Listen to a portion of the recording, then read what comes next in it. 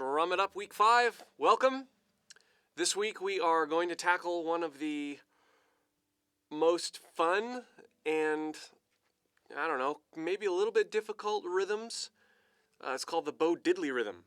And it gets its root from a rhythm that you might have heard referred to as shave and a haircut, 2 bits. So we're going to go over, they're different rhythms. A lot of people think that they're the same.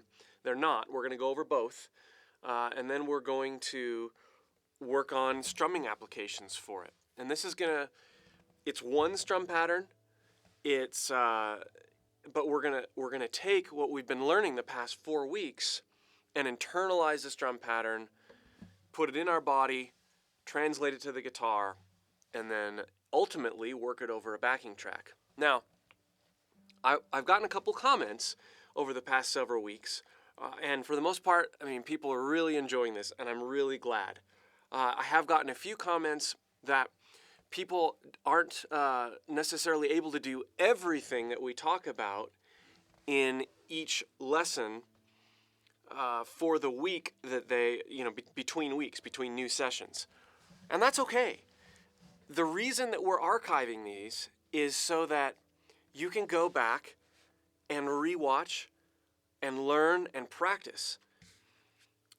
You will have the tools by the end of the 10 weeks to internalize rhythm and drastically improve your rhythm playing. It doesn't mean you will have mastered every example, every pattern, or every concept. And that's true with any amount of content on the guitar. Everybody learns at a slightly different pace. Everybody is designed differently, has different schedules, different amounts of time.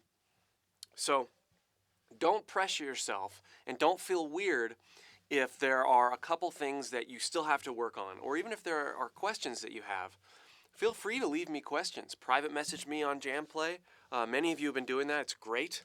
Feel free to post in the forums, and other people can answer your questions as well. So last week, as an example, we did 8th note rhythms, and then we did kind of a cool 16th note groove. And there was a gap between those simple 8th note rhythms with the accents and the 16th notes. That happens a lot in songs where you've got things that are really easy, you've got things that are a little more difficult.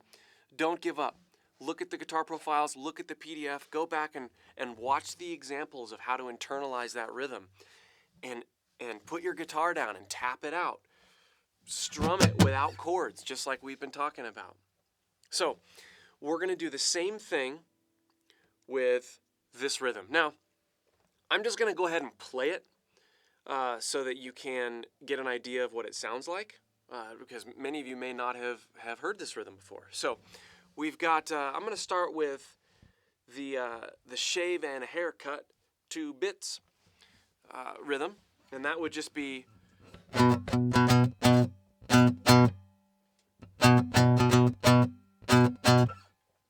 or, if we're doing a chord, that's the rhythm. So that would be a quarter note followed by 2 8th notes, another quarter note, a rest, another quarter note, and a rest. Now, if you look at the PDF, this is line 1 of the PDF in your supplemental content. You'll see the rhythm. And I played it for you just to give you an idea of how it would sound. That's not how I would really strum it if I was going to strum it in a song context. But I have the words over it. So this is a tool that's going to help us internalize this rhythm. I'm going to put the guitar down. Go back to the first line there. PDF. Okay. So you see, shave and a haircut 2 bits. We've got a quarter note, 2 8th notes, 2 quarter notes, and then we've got a quarter note rest. So that just means you don't do anything for the value of 1 quarter note. 2 more quarter notes, and then a quarter note rest. So the dominant, we're just going to break this down like we've been breaking down all our other rhythms. The dominant subdivision is a quarter note. The smallest subdivision is an 8th note. So we would be tapping our foot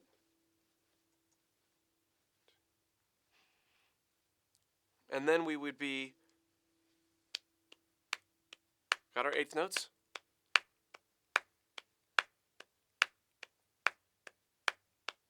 Now I'm just going to say those words.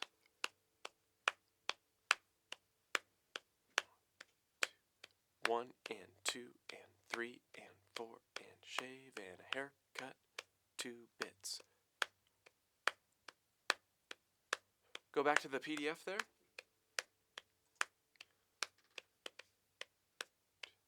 So I actually don't have this subdivision just right yet. 1, 2, 3, 4. Shave and hair cut, 2 bits. Shave and hair cut, 2 bits. So here, see my leg, 2, 3, 4. Shave and hair cut, 2 bits.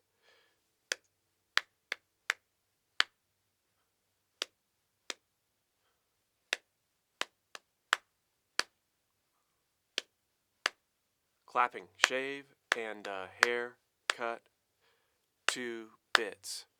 Shave and hair cut, 2 bits. Da da da da da da da.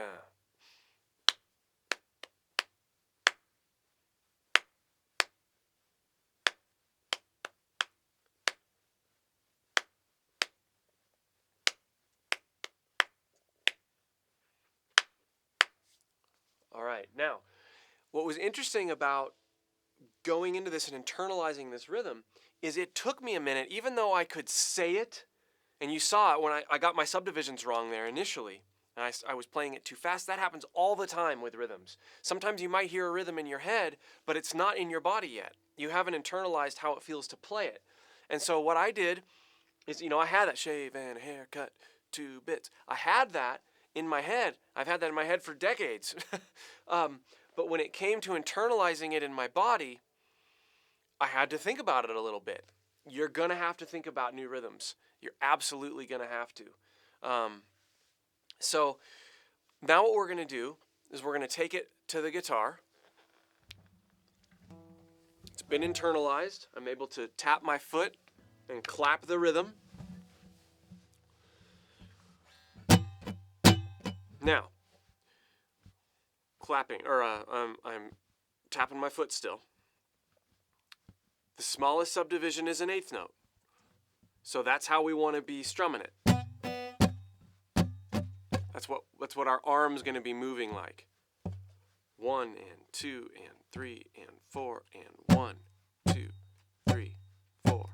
1, 2, 3, 4.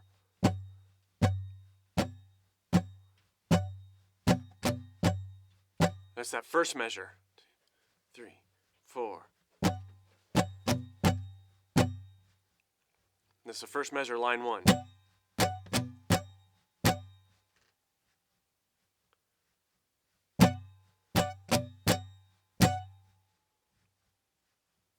Okay, second measure, we've got the 2 rests on either side. Rest. Rest.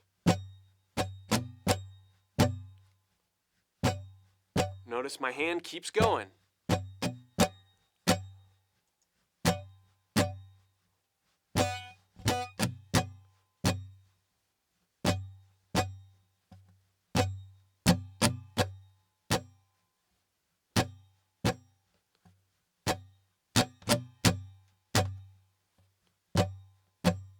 Should we apply it with a chord? Let's try C.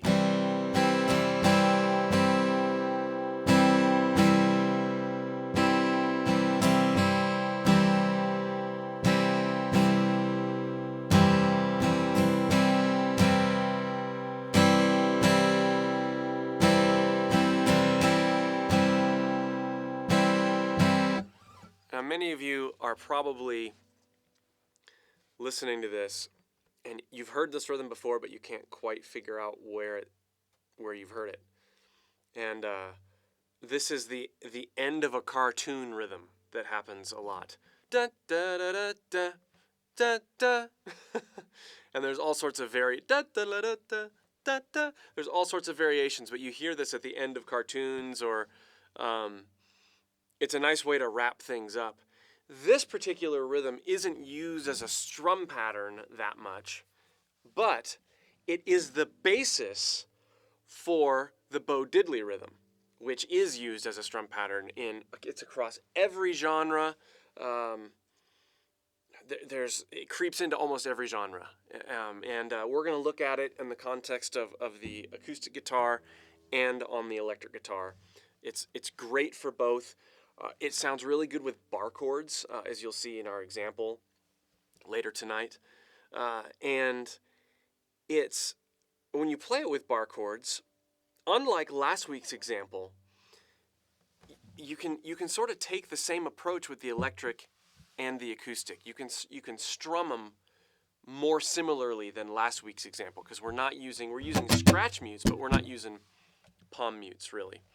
So with that in mind, I'm going to play through the shave and a haircut rhythm a couple more times, and I hope that you've seen the process again with this simple rhythm that we've done 4 times now. This is week 5, to learn a new rhythm, learn and internalize a rhythm before we play it. I purposely started with this easy one, because Bo Diddley's based off of this rhythm, and 2, because I want you to see the process again and again. This is how we want to do rhythm. And in the coming weeks, we're going to be switching our vantage point from, right now we're learning specific rhythms. In a few weeks, we're going to be listening to tracks and coming up with our own rhythms. So it's very important that we know how to internalize and interpret specific rhythms, so that when we go to make our own rhythms, we're able to sort of blend the two ideas together, right? We're able to be natural in learning a specific rhythm, internalize it and make it our own, groove with it, put it in our bodies. When you can do that, and you're trying to come up with your own rhythms for a particular track, you're going to start from the groove. You're going to start already feeling the groove, because you know what it feels like to keep that pulse, to keep that lowest subdivision, fastest subdivision going as you come up with a strum pattern, as you come up for rhythm. And you're not going to have to think about it so much. So what we're working toward is not having to think a ton. We're going to work towards the fact of being able to play and feel it right off the bat. So, shave and a haircut, 2 bits. Here was the process again. We started.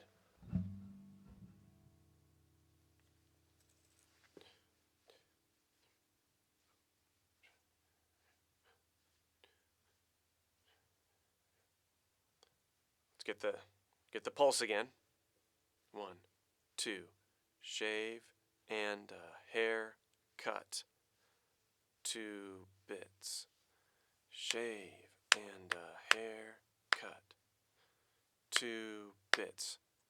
Shave and a haircut, 2 bits. Notice I'm clapping.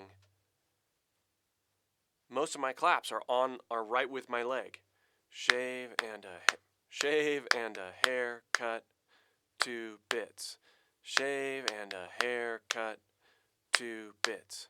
Shave and a haircut, 2 bits.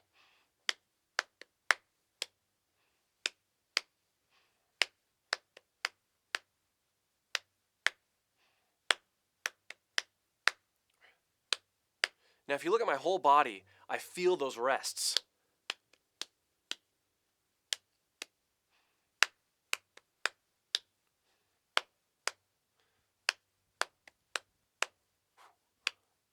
We do that when we're strumming, don't we? Because we got the strumming arm going. We don't always play, but the strumming arm is going. So that's going to really help you when we get into playing these rhythms. Watch when I play the rhythm again, how I feel those rests.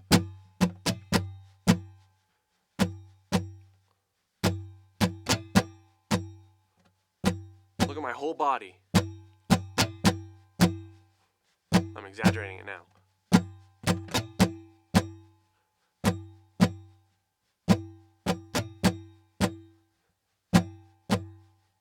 1 and 2 and 3 and 4 and my hand is moving to the 8th note, which is the smallest subdivision in our groove. 1.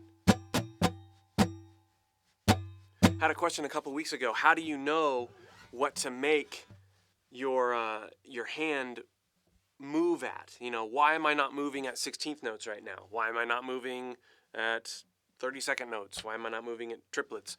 Well, because I'm looking and listening to the strum pattern, noticing that the 8th note is the smallest subdivision. And there might be situations as you go on in your strumming life where the predominant small subdivision is an 8th note, but every once in a while you have you have a fast 16th note or something in there. You deal with those a little bit differently. You might not speed up, but you might change your strum pattern to do something quick and then go back to the groove. We're focusing on grooving, and the way you groove is to get your arm going in that most common smallest subdivision. And in this case, it's 8th notes. There are a lot of other stuff that we've worked on so far. We've been working in 16th notes. You just got to listen to it. You got to feel the groove out and figure out what makes sense.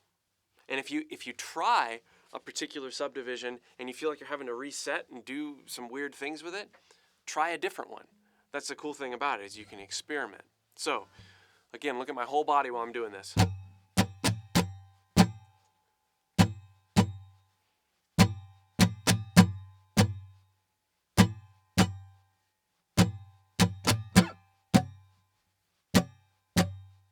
Shave and a haircut, 2 bits. Shave and a haircut, 2 bits. All right. Any pertinent questions up to this point before we transition into the Bo Diddley rhythm? Doesn't look like we have any questions yet, but I'll keep you apprised. Okay, thank you. All right, Bo Diddley. Okay, this, you know what I'm going to do? I'm just going to play it from Guitar Pro. I want you to look at line 2 in your PDF. This is going to be, it's going to be played on note C, 80 beats per minute. Before I play it, let's look at it. Let's just analyze it a little bit. What's our smallest subdivision? Our smallest subdivision is a 16th note. Tied to an 8th note. We don't really care about that at the moment. It's a 16th note. Okay, now is that a common one, or is that something that, you know, we're going to want to adjust like I was talking about earlier? I think it's common. And when you listen to it, you'll see why. Here it is. 80 beats per minute.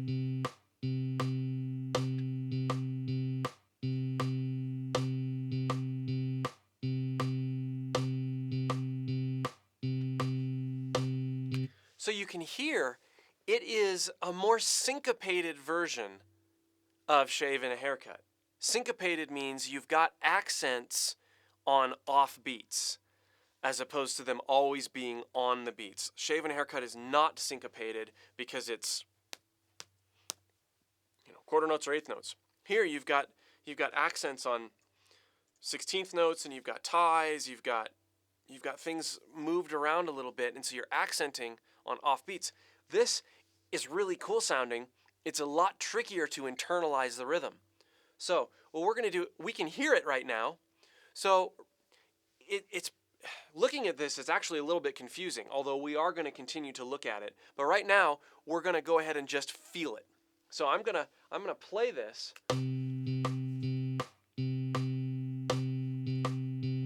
Okay, let's get things going. And go back to the full screen view there of me. Thanks. I'm tapping with the beat. Now this would be sort of like something that you'd be doing if you were listening to a song. But we've got a much cleaner version of the rhythm so that we can internalize it. So, pretty simple. I'm just going to clap. I'm going to clap on the 8th note. See how that feels. I'm gonna listen to how the rhythm sits, not only over the quarter note, but over the 8th note.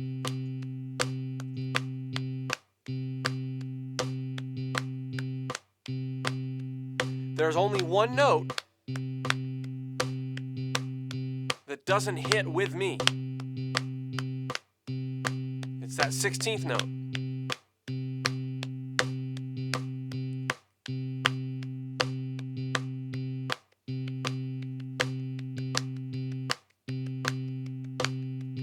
I'm trying to feel that 16th note.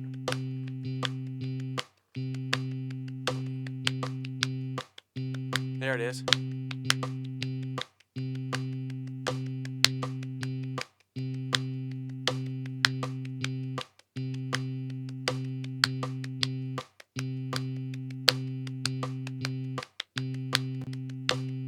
Okay, so what am I doing there?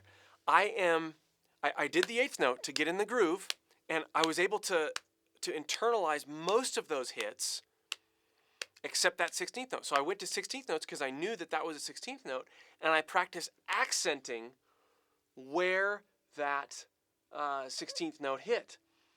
And it just so happens it's 1E and 1E and It's the last 16th note of the 4 group. 1E and 2E and 3E and 4E and 1E and 2E and 3E and 4E and So now I realize we're going about this, we're stretching it out, we're dissecting it, we're taking it down to the bare bones. This is the point of the series. I could sit there and just play the rhythm, but we want to look at it, we want to analyze it so that we can internalize it. This is what people don't do. If you're just joining us, this is what people don't do when they're learning rhythm. Do you have to do this for every rhythm for the rest of your guitar playing life? Absolutely not. But by going through this drill with several rhythms, it's going to start to become automatic with you in terms of feeling, learning, feeling, and internalizing, and then ultimately interpreting, playing in a rhythmic way that doesn't feel robotic, that doesn't feel tense. So that's why we're doing this. Let's keep going. I'm going to play it again. I'm just going to feel it out. Just listen. Don't have to look at the PDF at the moment. Quarter note. I'm going to count. I'm going to feel how that rhythm works over my count. 1E and 2E and 3E and 4E and 1E and 2E and 3E and 4E and 1E and 2E and 3E and 4E. There's that accent one. 2E and 3E. 4E and 1E and 2E and 3E and 4E and 1E and 2E and 3E and 4E and 1E and Okay, now here's the other thing that I'm feeling as I'm listening to that rhythm again. 2 doesn't really exist. And if you look at the PDF, if you look at the line again, you'll see that that last 16th note is tied to 2. So we don't play 2, we hold through 2, and then play again on 2 and. So we have 1, the of 1, the 16th note grouping, no 2, it's tied through. Then we have the and of 2. So 1, 2, and. That's what that sounds like. Now, that didn't groove at all because I'm not playing it with a tempo. But let's listen. Let's listen to that. 1E and 1E and 1 and 1 and 1 2 1 and 1 It's interesting. This is one measure. Because of the way the syncopation has broken down, we're looking at just one measure. Shave and haircut was 2 measures. You'll see this sometimes. It just happens to be the way it was notated. We could have notated this with 8th notes, Well, no, we really couldn't have. Because there's a 16th note in there, it makes most sense and it looks best to notate it this way. So, playing again, internalizing. And, one, and, one, and, one, and, and, one, and,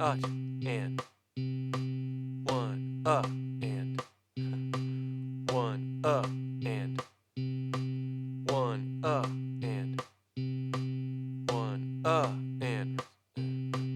Okay? What's the rest of that rhythm doing? We've got a rest, then an eighth note, then a quarter note. So we've got a silent 2, and then we've got a silent 3. That rest comes right on 3, and then we play the and of 3. Here's that syncopation coming in. We accent way more on ands and uhs than we do on actual downbeats. That's the cool part about it. That's what makes it flow and sort of keep going, keep moving, that syncopation. So then after we do the and of 3, we play on 4. Mic check. Mic check. All right. So I'm going to go ahead and count again. I'm going to count eighth notes right now. We already sort of have that 16th note down. Let's listen again, but listen to the back half of the measure. 1 and 2 and 3 and 4 and 1 and 2 and 3 and 4 and 1 and 2 and 3 and 4 and 1 and 2 and 3 and 4 and 1 and 2 and 3 and 4 and 1 and 2 and 3 and 4 and, okay, and 4 and 4. Feel the rest. And 4 and 4. 1 2 and 4. 1 and 4. 1 and 4. 1 and 4. 1. That should be 1 and 4. 1 and 4. 1 and 4. 1 and 4.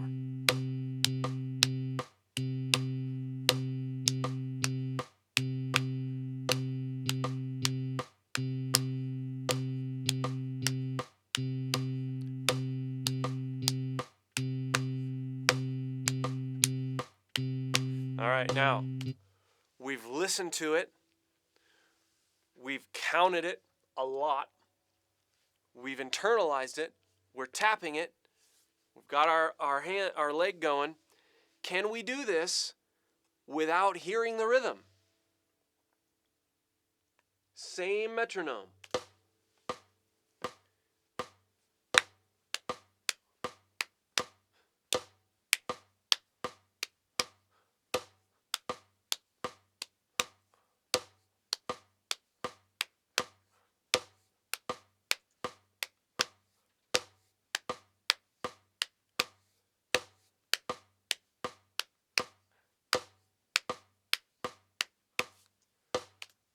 Is it really in us?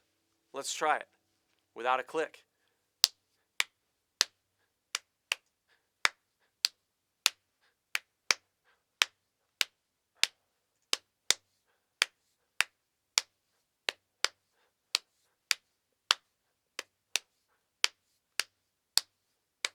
Now, the reason I chose this rhythm to go with at this point in our class is because if you don't feel this rhythm, you can't play it. I'm sure you notice, like when I'm tapping there, notice how weird that looks, right? Like I'm clapping at these syncopated sort of pigeonholed areas. It works when you're grooving.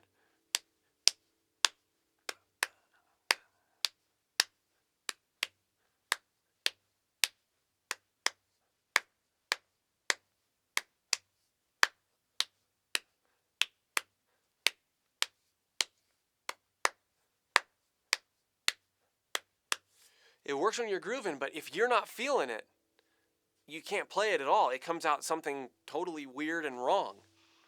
So, syncopated rhythms absolutely have to be internalized. You have to be able to feel them. So, I hope that that makes sense. I hope that you're able to see this process, see it dissected, see me internalize the rhythm.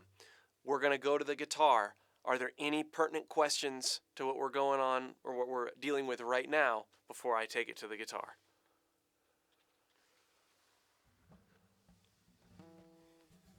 We'll give it a second here, you guys, if there's any pertinent questions.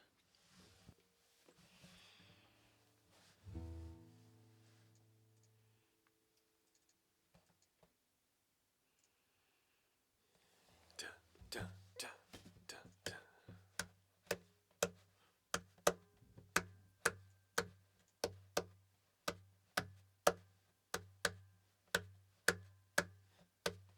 All right.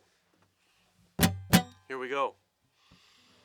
So, we had already discussed before that the smallest subdivision in this rhythm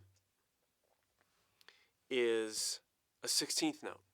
So, I'm going to try pulsing my arm, moving my arm at a 16th note.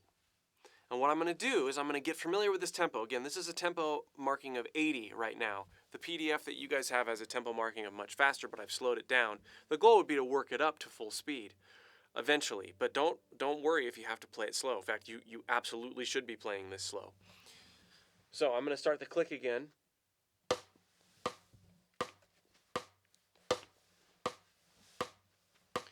One E and a 2 E and a 3 E and a 4. Let's just feel what 16th notes feel like.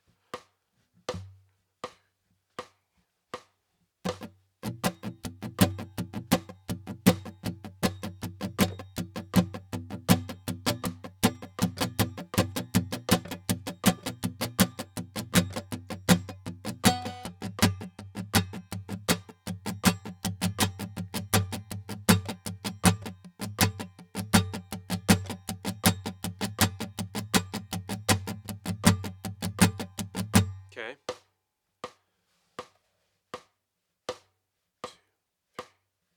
Now, can I, while I'm doing the 16th notes, accent along the rhythm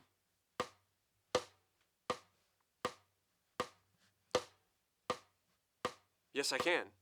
But let's put the rhythm in. So you can hear how that works over the 16th notes.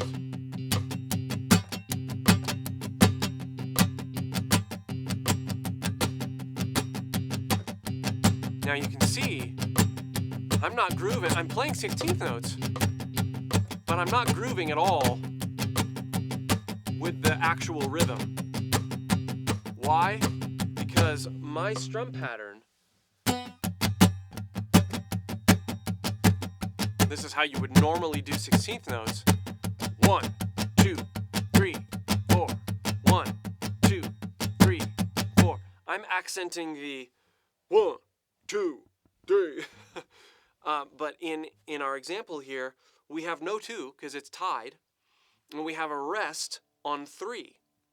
So we have a strong 1 and a strong 4, but that doesn't really work. So you have to put the groove into your strum. So we're not going to worry about chords. We're going to play 16th notes, but we're going to try to accent along with the groove.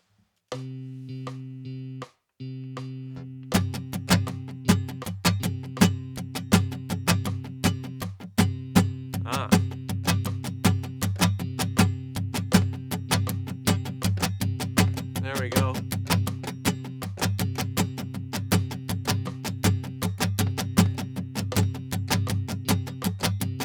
The key really is being able to accent that 16th note, that up strum.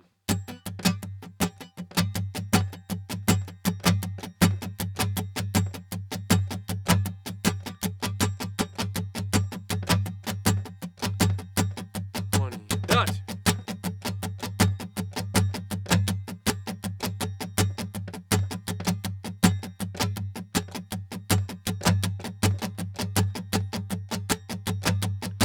Okay.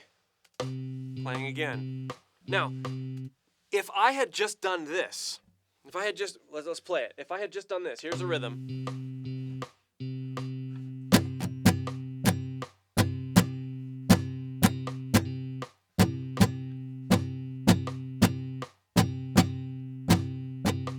I'm playing the rhythm. That's what a lot of people would try to do. They do downstrokes. Totally missing the point. Totally missing the point. This does not work at all.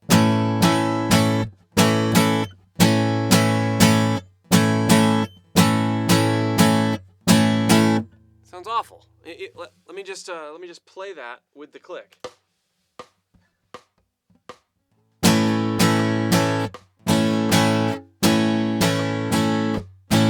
Is it in rhythm? Yes. Does it groove? No. Is it something anybody would want to listen to? No. Maybe if you're at the end of a song and but there's no groove there. There's no subdivisions. There's nothing. So what we've done is, let me get on the right part of the 2, 3, 4.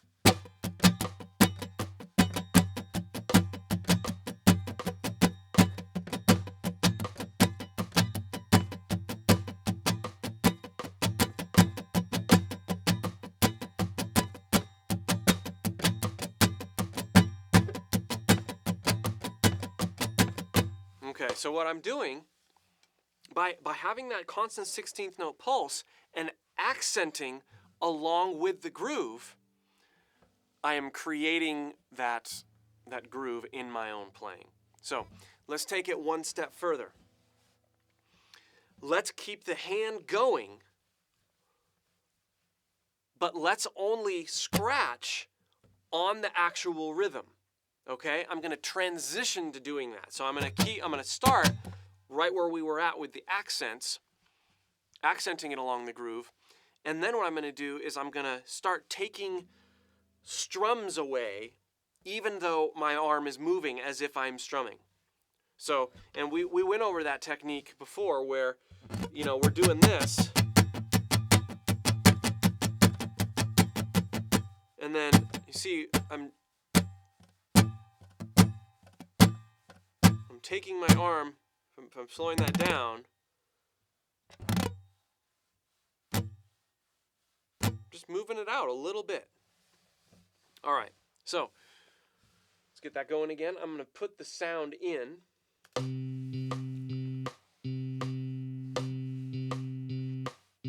Sixteenth notes, accented.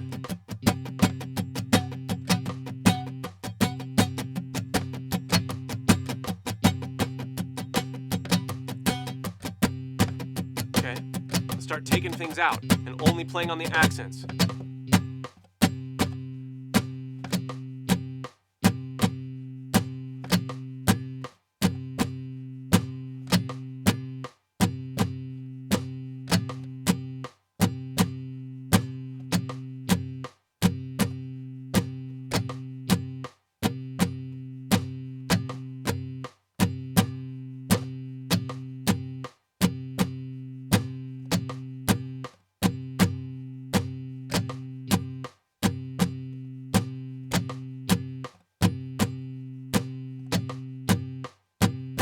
All right, now that works. You can at least see the motion, but it still doesn't. I feel like we sort of took a step backward, right? The only way that we really took a step forward is that we're playing the accents in the right part of within the context of that 16th note feel, right? That up strum it's an up strum. We're not doing this. We're, okay.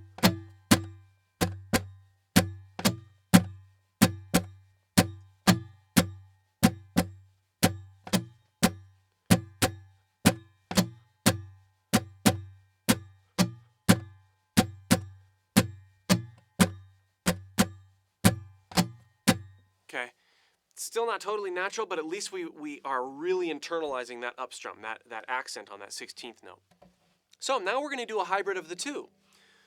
We're going to scratch and do ghost scratches or ghost strokes. But we're going to make the Bo Diddley rhythm the prominent driving force behind our 16th note. So it's a balance between playing every 16th note and playing exactly what's written. This is why it's important to be loose. You don't want to overthink it. Start by playing all the 16th notes and then just groove with the accents. Here's how that's going to sound.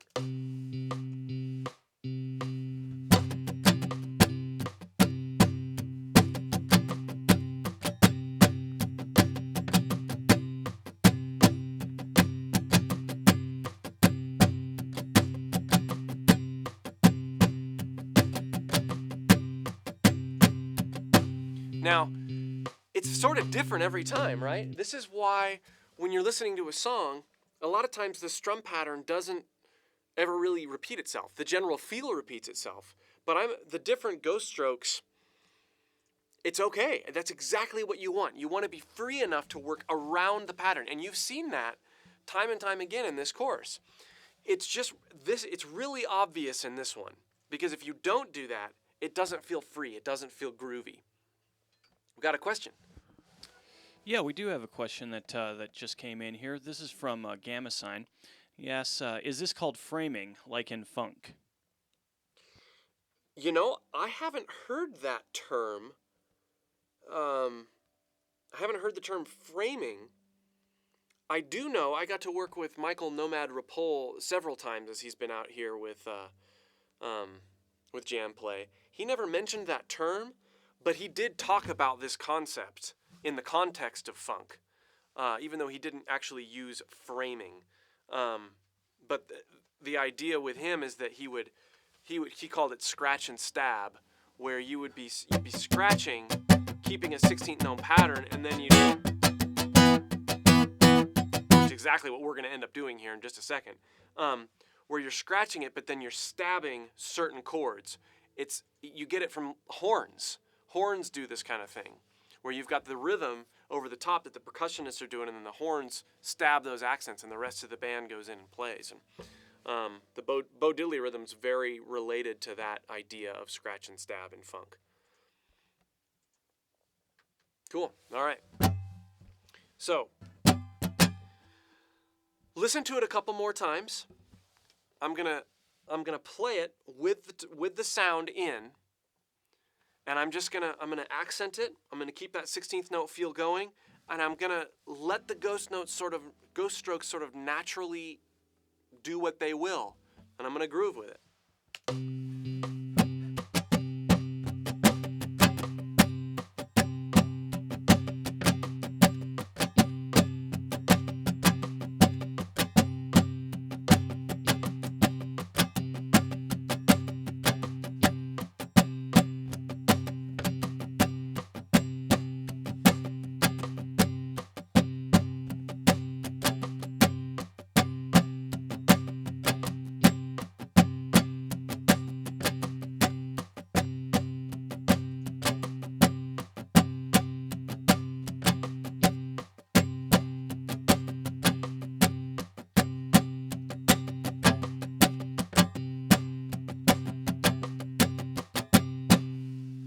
Really fun to play around with it in the context of the groove. One of the times there, I actually did 2 16th note groupings with that little accent.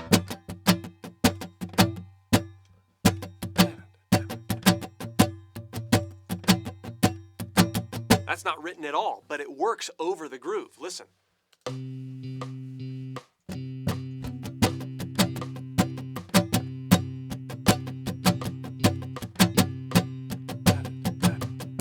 And one.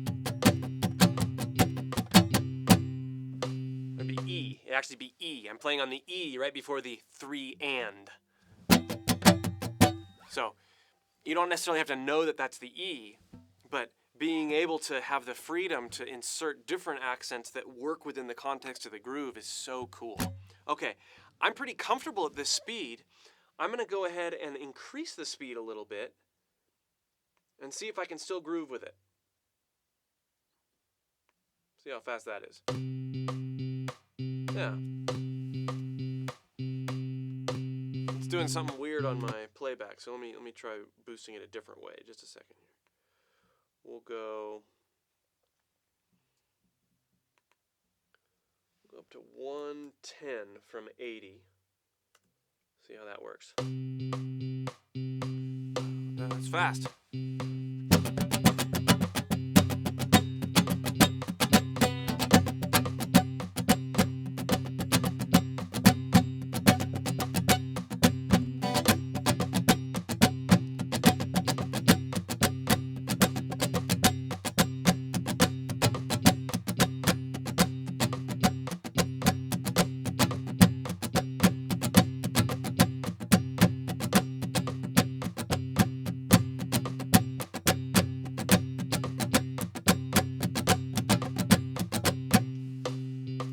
So it's harder when you increase the tempo too much to internalize the rhythm.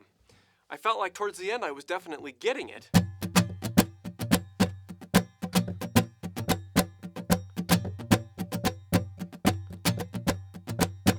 But it wasn't easy.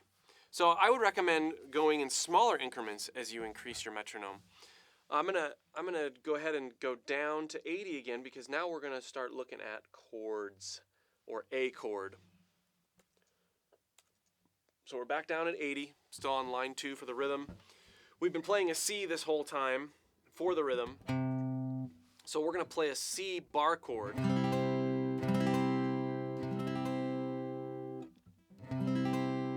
This is an E form bar chord. So I'm barring at the 8th fret, and I'm playing an E form. Here's my E. Bringing that up. These two are on my 10th fret, 3rd and 4th fingers, 9th fret, creating the bar. Now, cool thing about these chords, this form, is that there's a built-in mute that happens when you lift up the chord. So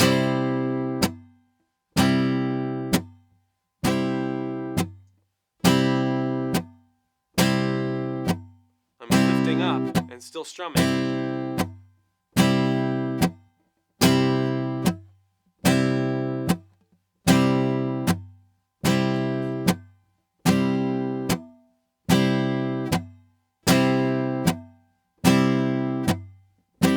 That's going to be key for the bow diddley rhythm, at least in the context of these chords. So here's what we want to do. We want to incorporate the accenting that we've been doing, and we've got another way to accentuate the written rhythm with the chord.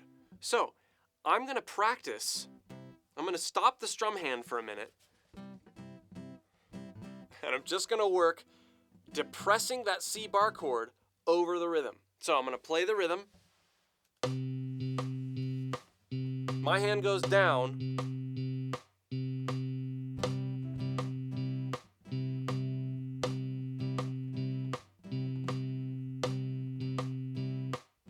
I'm tapping my foot. You can't see it.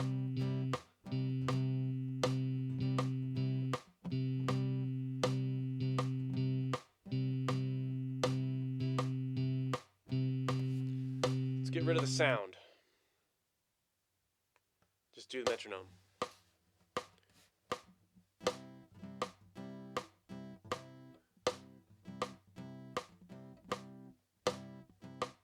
Probably really hard to hear.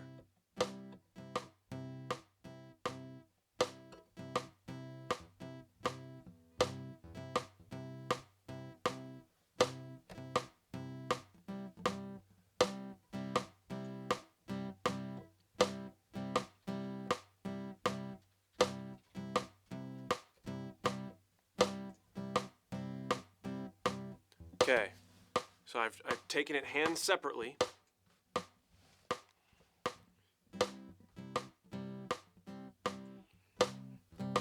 Now, all the things we've been thinking about. Maintaining that 16th note groove. Playing the accents in the context of the 16th note groove. Make sure that you're feeling it with your foot. Keeping that quarter note pulse if you can. And now we're going to try to put this all together. It should feel natural because of the stages that we've taken. Doesn't mean it's not going to be hard, but you should be cognizant of all these different aspects as part of one strum pattern. We'll play it in the with the sound on. Down, down, down, down. You know what? We're gonna slow it way down first. We'll slow it down to let's try 60.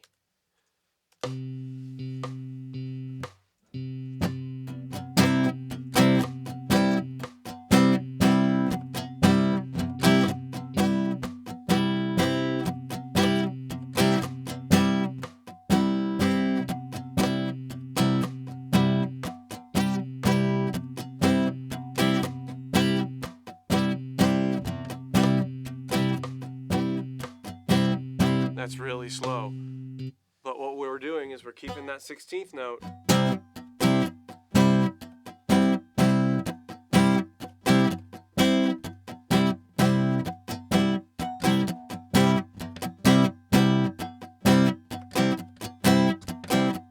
Now notice, the arm does not stop.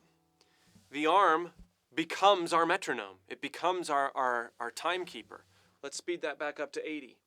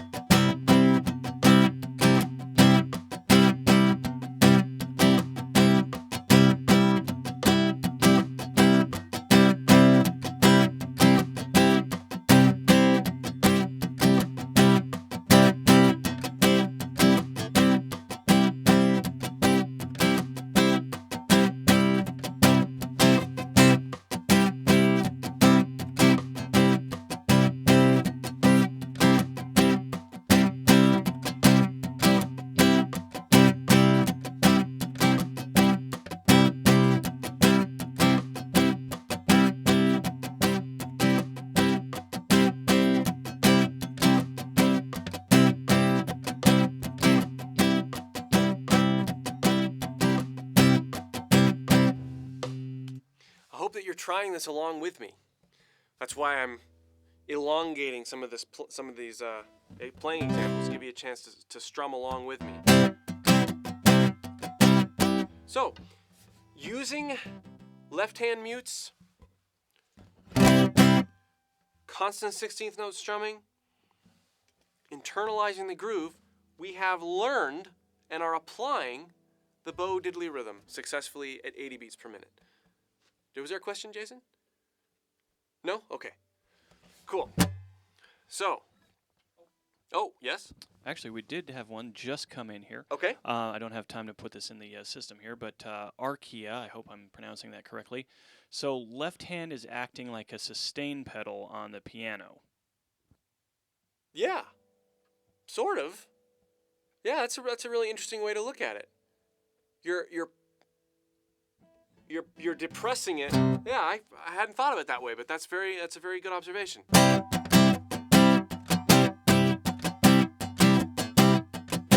mean, you're still playing the accents with the strum along with your left hand.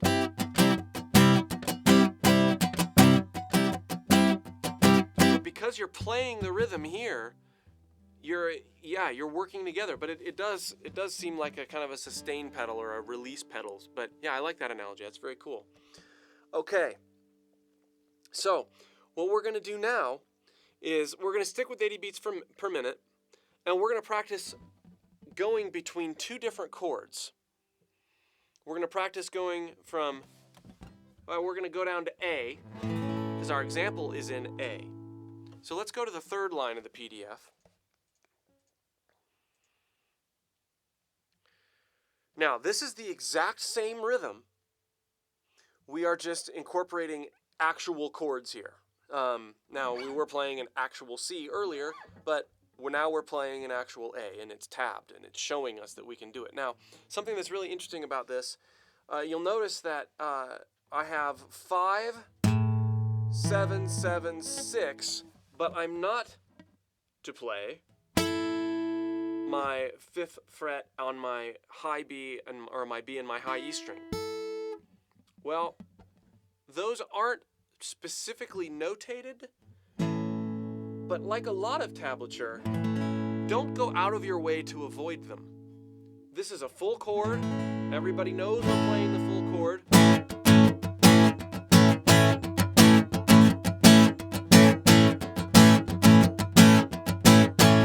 But if you notice, I still have a full strum. A lot of people see stuff like this and then they tense up because, oh, I'm not supposed to play those high. Don't worry about it.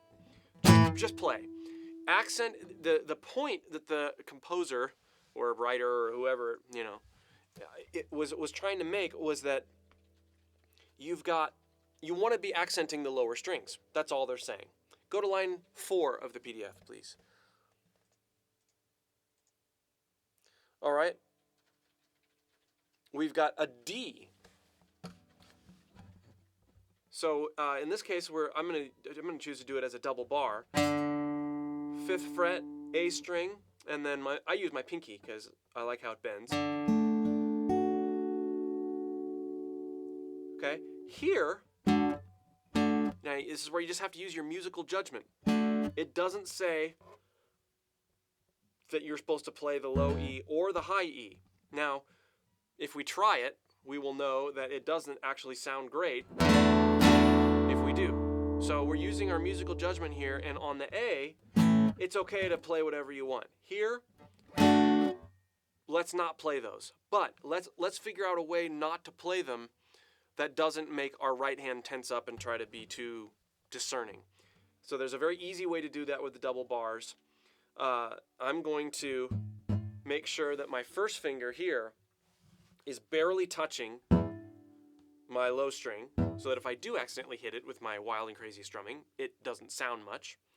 And then down here, my pinky is angled in such a way that it will most likely and most of the time mute that high E string.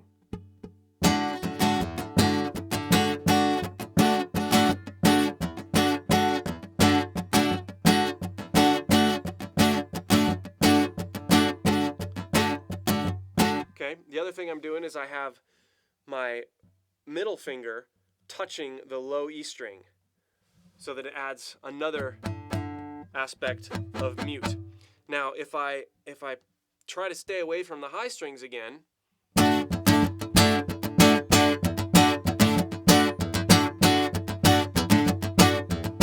again, not at the expense of tensing up, but sort of like we did here, we're accenting the lower strings on the A.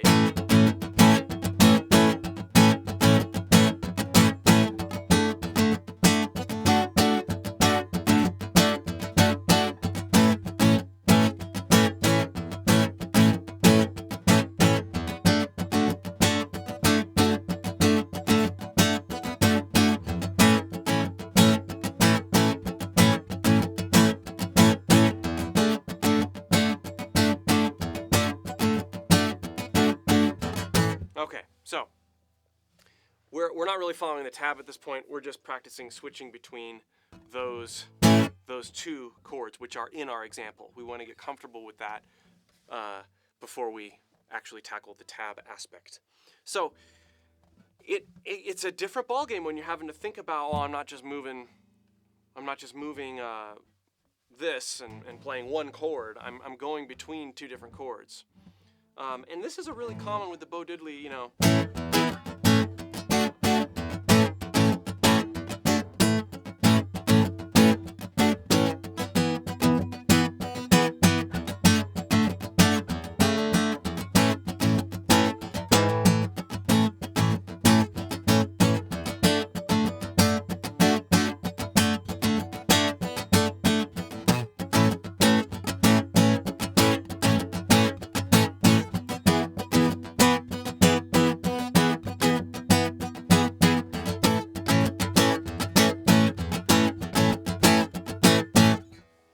Okay, another thing you can do to free yourself up, it's just kind of fun.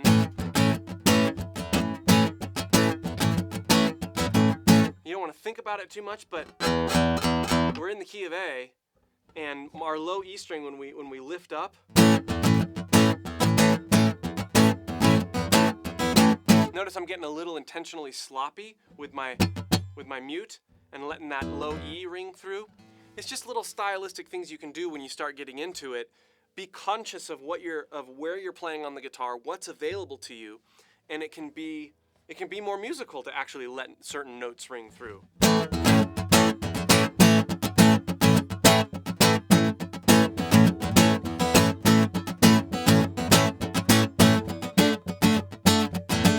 Ah.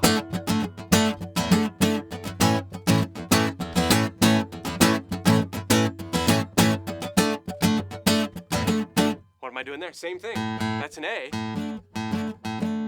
Kind of cool. So it's part of being free. Once you get in the groove, once you get the essence of a rhythm, the essence of a groove, put yourself into it and look at what's available to you on the guitar and add it in, see if it works. That's what good strumming people do. They don't stick to they don't stick to written at all, ever. They groove with it. All right, so let's look specifically at the example. We've already learned the rhythm. We're going to go down to line 3 of the PDF. And we've got 2 measures of A. Down, down, down, down, down, down, down, down, down, down. Line 4. Ah, down, down, down, down, down. All right, so we've got 2 measures of A, followed by 1 measure of D, and then another measure of A. That's the whole groove. And then we start over again. Let's listen to it and see how that works.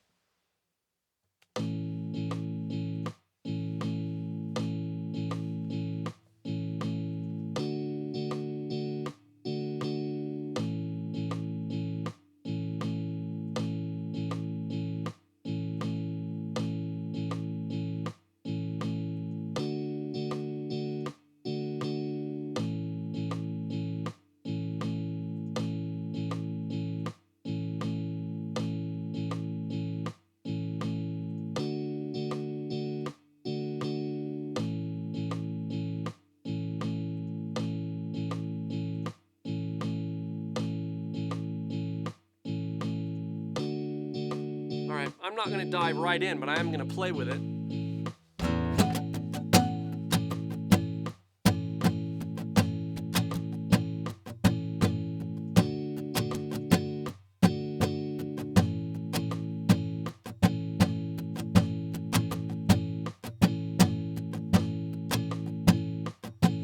Grooving.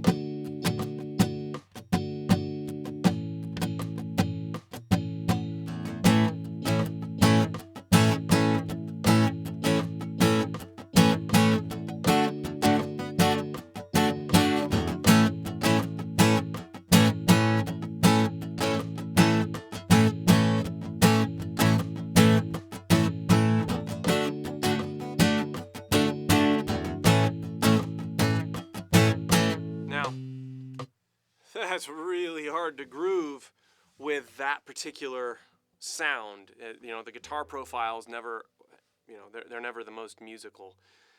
Now, so what I'm going to do is I'm going to play the click, and I'm going to play that form, and I'm going to play it. Let's see how many times I'm going to play it. I'm going to play it 8 times through, but I'm going to play it without the sound. So I've got my click at 80. I'm going to play that form through 8 times, and we're going to see how it goes. It's probably take me a little bit to really get into the groove, but we want to try to really feel it out.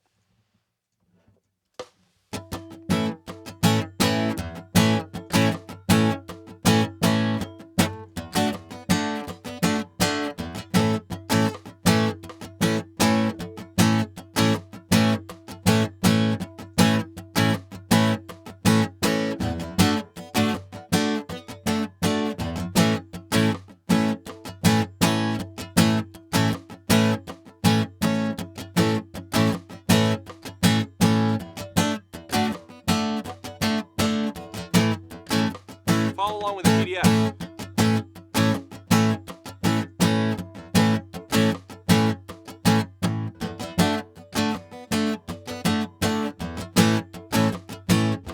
Here we go, top of line 3 right here.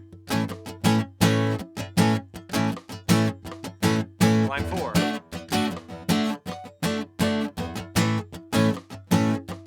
Line 3.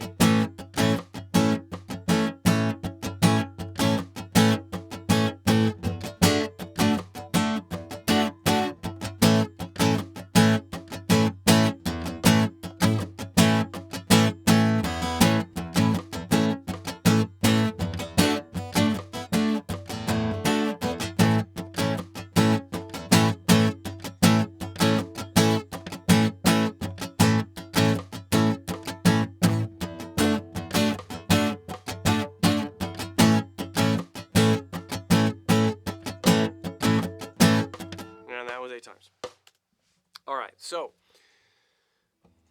there you have it. That's a slower tempo than probably the goal tempo, so let's boost it up a little bit. Let's go to 100. Let's try the same sort of thing again.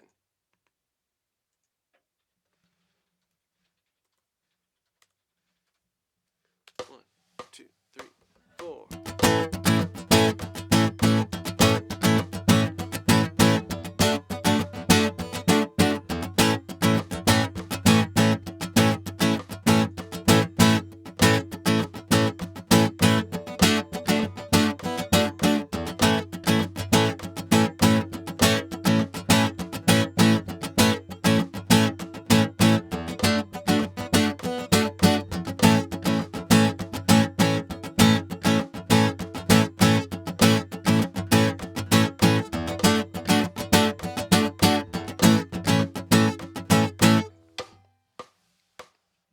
All right.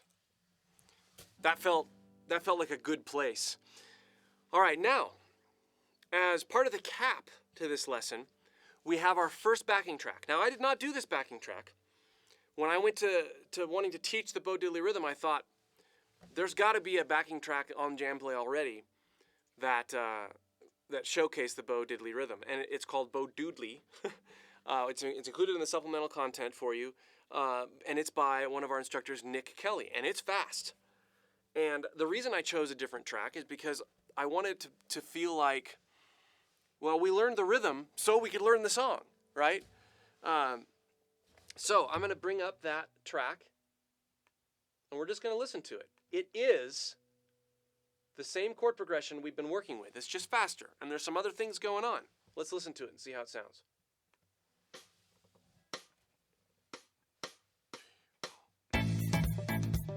A little faster than I was just playing it.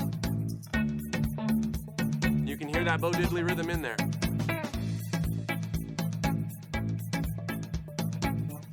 Some other things going on. That electric guitar is throwing in some accents that I'm not necessarily, that are not part of the bow diddley rhythm. Cool sounding improv. Our job is to be the rhythm player, right?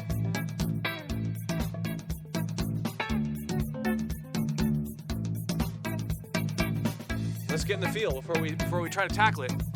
Let's strum the feel. 16th note.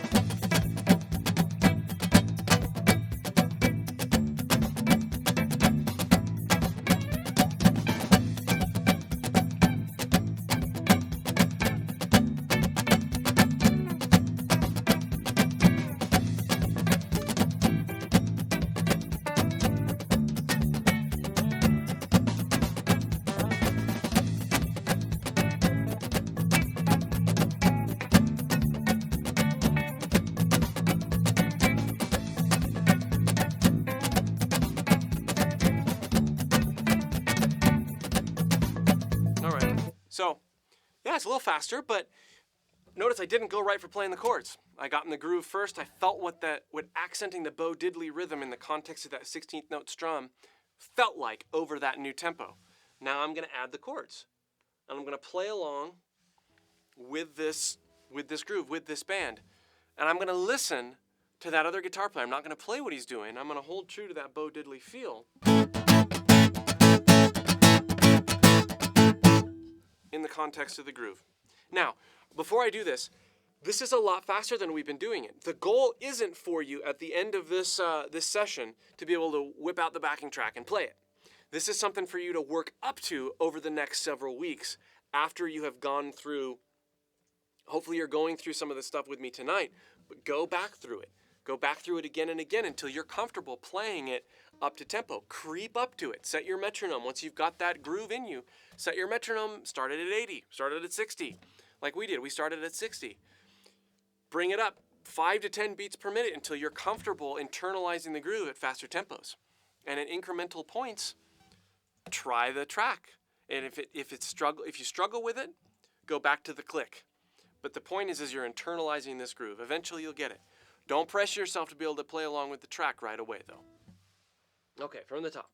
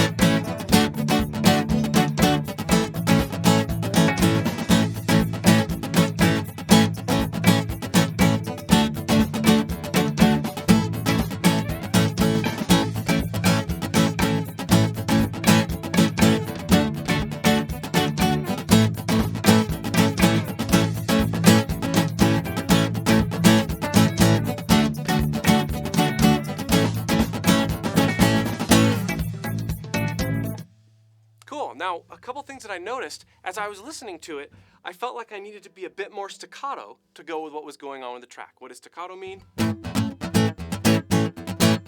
I was playing it more like this,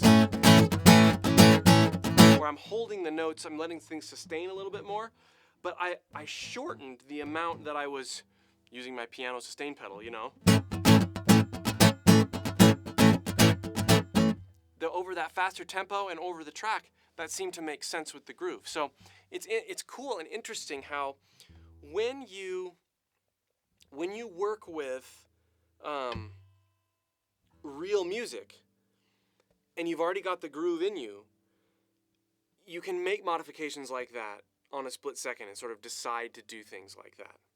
Works really well. So I'm going to switch to the electric guitar for just a minute and give you a feel for that. It's not a whole lot different this time.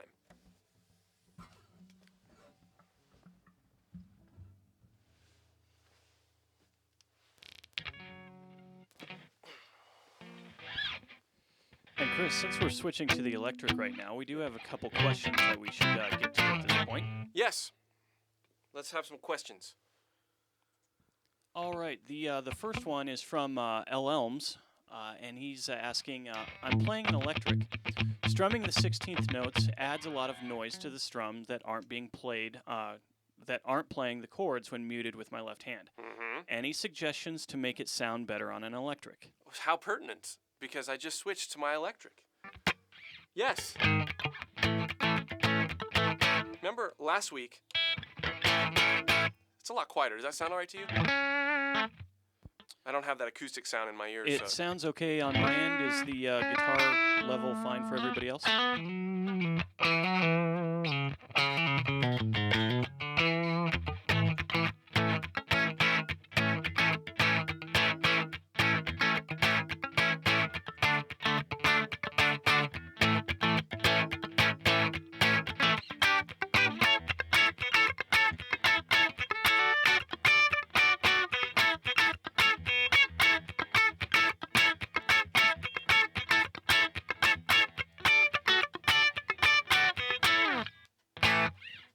I'll take that as a yes.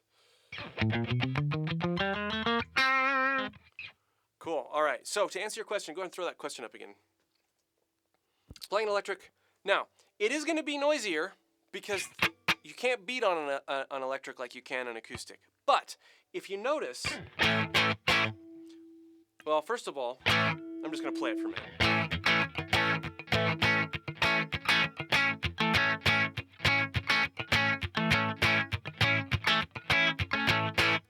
Now, what I'm doing in order to help is I am slightly resting my palm. Remember the slap mute we did on the acoustic? You don't need as much range of motion on an electric because you're not getting around a big body, right? So I'm using a tiny bit of palm muting. You can see right here.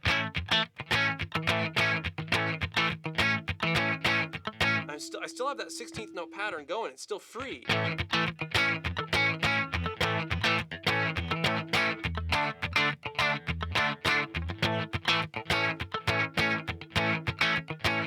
But I'm not doing this.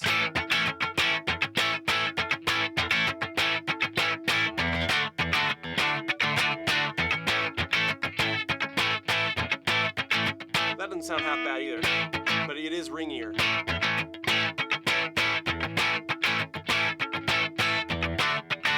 But that's how I would play them differently. Is I would tame it a little bit by resting, and I'm not palm muting as like right next to the bridge.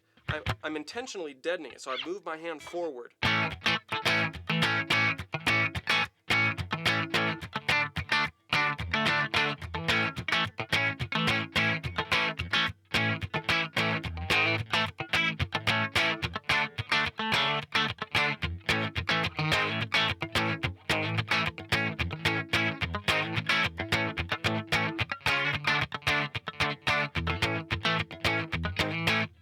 Okay, does that make sense? I'm going to play that with the track so you can sort of hear how that works. And he's definitely doing this on the track as well.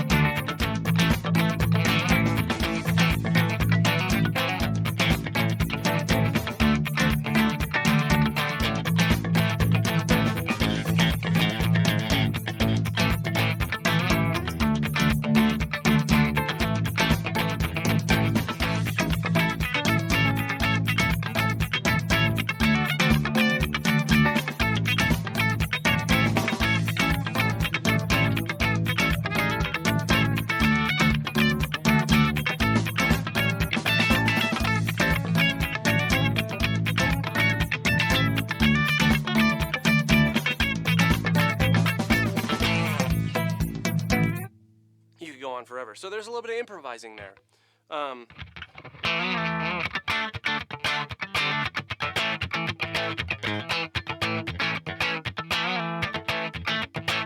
All things that you will do over time. I'm not going to go over each and every one of those licks because I wasn't really even thinking while I was doing them. That's the whole point of grooving. You just sort of get into the groove and then try things. Some of them work, some of them don't. But that's the fun part of practicing. So hopefully that helped you see the difference on the electric. On the last two strums of a pattern, is it 2 downstrokes? Yes, it is. Thank you, Pred Brook. Let's slow it down. I'm gonna take out all of the ghost strokes.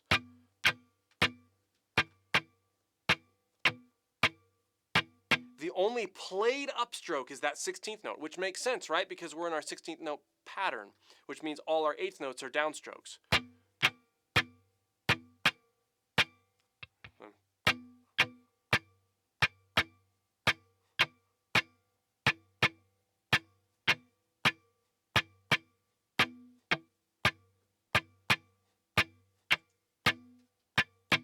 Yeah, thank you for clarifying. Any other questions? Cool. All right, so that's it, guys. We have taken one of the most common and recognizable, sneaky rhythms find its way into every genre, it seems. We have learned it, we have read it, we have listened to it, we've internalized it, we have played it. We played it at different tempos, we played it on different instruments, and we have made it our own. We're interpreting the rhythm. That's what we want to do with all of these things. We want to learn it so that we can interpret it. That's what musicians, that's the whole point of musicians. They don't just regurgitate, they learn and they interpret and make it their own. So we will move to general Q&A now. If there's anything pertaining to the lesson, please don't hesitate to ask. If there's any general questions, we'll also be on for another few minutes entertaining those. Nothing yet, but if anything comes in, I will certainly record it for you. Mm-hmm.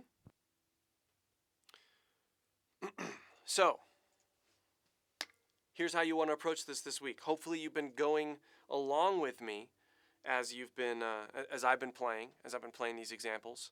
I would love your feedback. Send me private messages, post on the forum. Let me know how it's going. But remember, this course, nor any other course, is designed for you to master what we're doing in 1 week. It's designed to give you the tools and show you how to practice so that while you're practicing, you're able to keep these fundamentals that we've been working with the last 5 weeks now in the forefront of your mind. So now that you have the tools to practice, you're able to create ways of internalizing and learning not only rhythms but other things as well. All right, we did have a question come in from Gamma Sign. He wants to know what is the chord up the neck, and I'm assuming he's referring to the one that you were playing during the.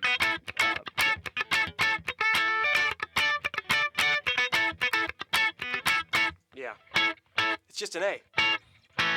It's an A, an octave up. Out of tune A. So I'm barring, just like you'd be doing this. I'm barring up here on the 14th fret. And I'm playing the same rhythm there. And then for my D, I'm putting my second finger on the 15th and third finger on the 16th.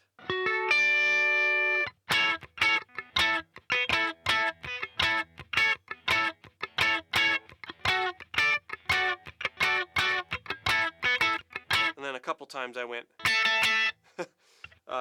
this is the A, but I have my pinky up here on the 17th, so I did something like,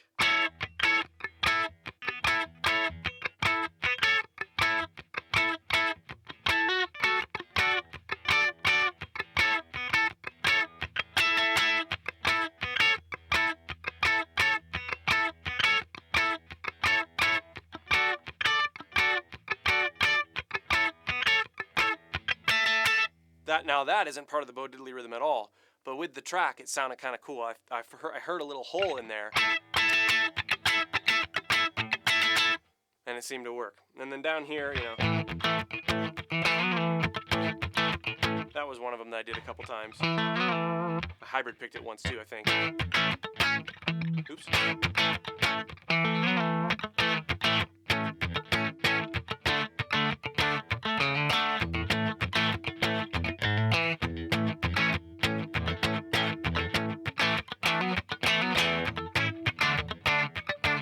No, that's a really interesting thing I just did. I screwed up. But when I screwed up, I kept that rhythm going. I kept the groove. I didn't stop. It was sloppy.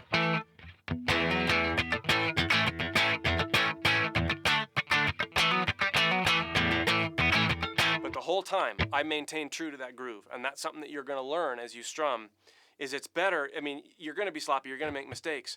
But if you can keep that groove going the whole time, it's going to be less noticeable to people that you really screwed up. All right, we've got another question here in from KBlack8. What is the best way to go about increasing the speed of 16th note strumming? Gradually. That's all I can really say. Stay loose and keep it gradual. The worst thing you can do is try to increase it beyond your comfort zone and tense up. Because then everything we work for, internalizing the groove, internalizing the rhythm, and being able to interpret it in a natural, free-flowing way goes away because you're playing it too fast.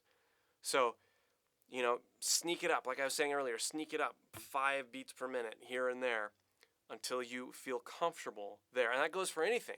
Strumming, picking, legato playing.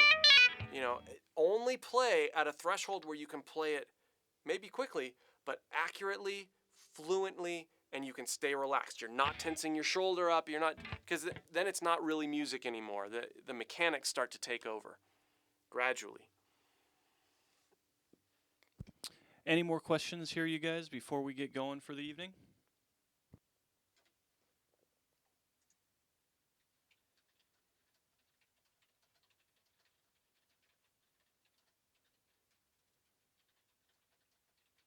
All right, guys. Thank you so much for watching.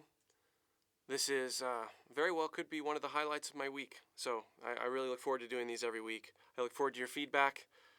Stay tuned for next week. We're going to dive into some more rhythms. We're going to keep analyzing different rhythms, keep internalizing them, and then in the coming weeks, move to where we are the creator. We are listening to something, listening to a context, and figuring out what would be best. So I look forward to coaching you through all of those things. See you next week.